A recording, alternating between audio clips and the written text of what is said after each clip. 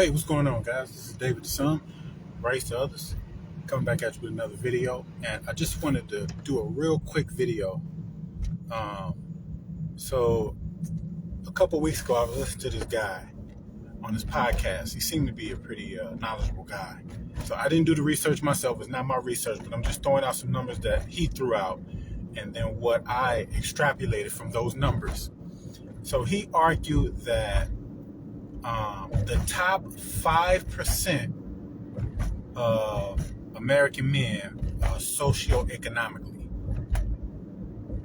average over a lifetime 150 sex partners. And that number was incredible to me. Now, it's not shocking because I know people, I know people personally whose 150 is light work. But I never roll with anecdotal evidence.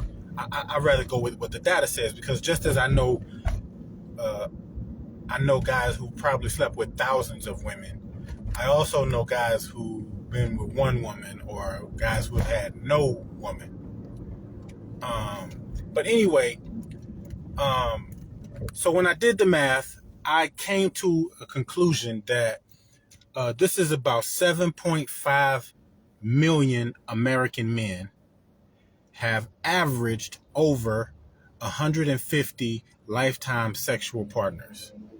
And so I took the full population of American males, which was about 175 million. I took out, I forget what the percentage was, but I took out the percentage for under 15. So we're talking about high school and up. So it came to like 7.5 million. And if that 7.5 million American men average 150 women, it came to like 1.1 billion women that those 7.5 million men had access to. Now, obviously, there's not 1.1 billion women in America. So how did that number, how do you extrapolate that number?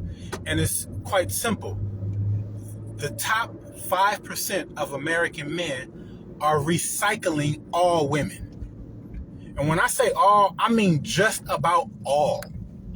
Like some people say not all, like it's like 90-something% of American women are all giving themselves to that 7.5 million American men. Now that leaves well over 100 million men that don't have access to women like that. Right? And so this is why I say women love narcissists, because women are being recycled by narcissistic men at an unbelievable rate. It's untenable that these 7.5 million men would have 1.1 billion sexual experience with different women. And so, like, when you think of somebody like J-Lo been with who knows how many, Kim Kardashian been like who knows how many, like, they get recycled. And while those 7.5 million men have access to all the American women, all of them, the percentage that they don't have access to is negligible. Okay? The vast majority of women are accessible to these 7.5 million men. And obviously, if you drop down to like 10 million or 20 million men versus the 7.5, then that number goes up. And so, like, it just becomes like a disgusting sexual cesspool. But the point is, you have all these women saying like all these men are bad, but they only giving themselves over to this top 5% of men.